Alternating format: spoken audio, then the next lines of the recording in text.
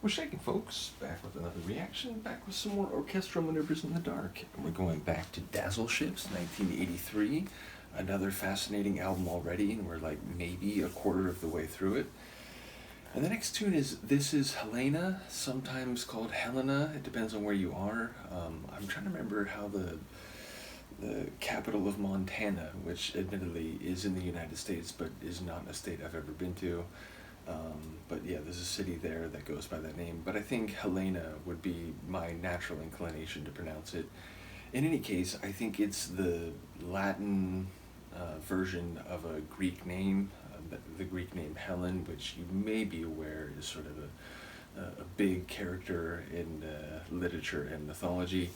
Nevertheless, yeah, I wonder, if this is about a specific city. I think there's a number of cities with that name, so I wonder if it's about whatever the essence of the scene there is, or if this is actually in relation to a woman named Helena. So let's find out. This is Orchestral Maneuvers in the Dark. The track is This Is Helena, or perhaps This Is Helena. My money is on the former, though it may be the latter. Either way, it's from the 1983 album Dazzle Ships. Music for your tape recorder. Was that her? Was that her? Ooh. It's got a darkness to it.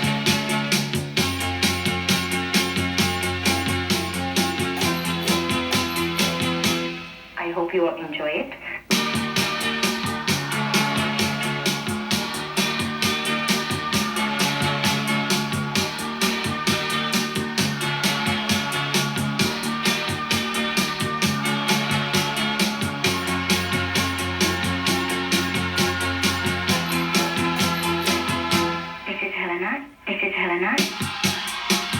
Helena. Well, there you go. I sit corrected.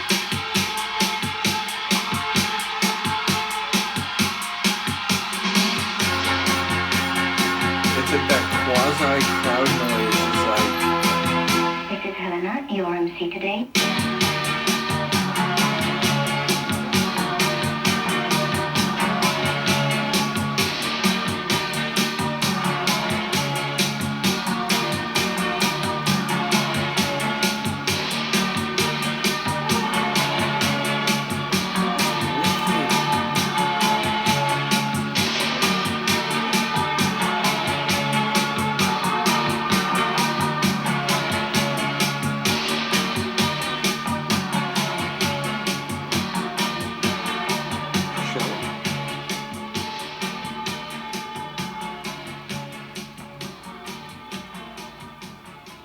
People did mention there's some like interlude, transitional piece type tracks on this album. Obviously, this is another one.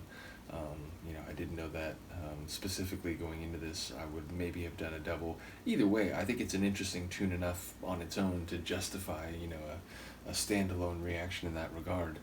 And yeah, it makes me wonder. This is Helena, as it turns out, not Helena.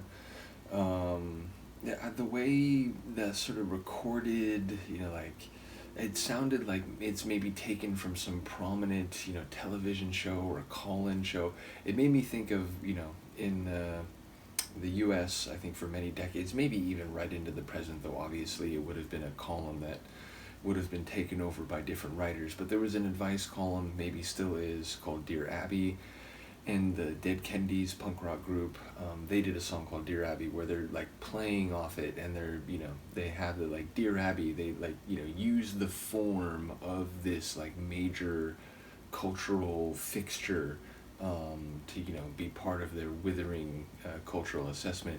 I wonder here if that's taken from, maybe not something like an advice like call-in, but something where it's like a prominent reference, but here it's being repurposed and used as part of this slightly dissonant, slightly dark, and a bit ill at ease type of sonic atmosphere, which I enjoyed a lot. Like there was a real undercurrent of menace, nothing overt, nothing horrifying, but there was a bit of terror, a bit of underlying like uncertainty like embedded within the sonics. Again, they were just a bit dark, so I did enjoy that a lot. So Like I said, I imagine there's going to be one or two more of these.